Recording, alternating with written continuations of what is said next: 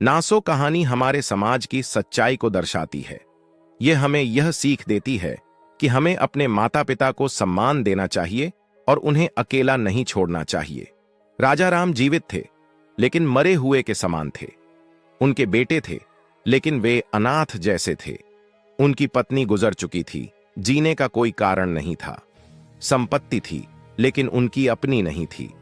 उन्होंने जीवन भर मेहनत की, संपत्ति अर्जित की, सब कुछ अपने बेटों के नाम कर दिया। अब उनके पास न कोई अधिकार था, न कोई संपत्ति। बेटे बेटियां बड़े हुए, शादी की, वे अपने अपने परिवार में व्यस्त हो गए।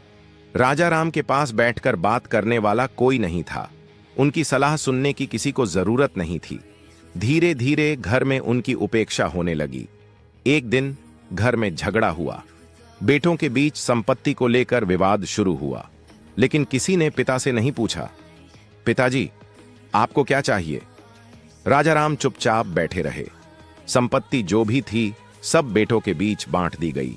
राजा राम के लिए कोई हिस्सा नहीं छोड़ा गया। अब कोई उनकी परवाह नहीं करता था। खाने को भी ऐसी चीजें दी जाती जो उन्हें पसंद नहीं थीं। जब वे कुछ कहते तो कोई सुनता ही नहीं।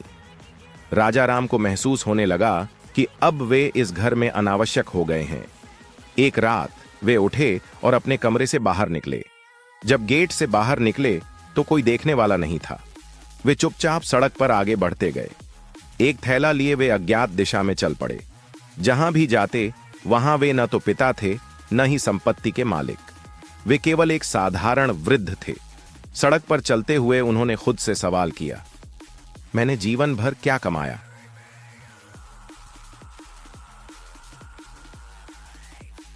कहानी का संदेश।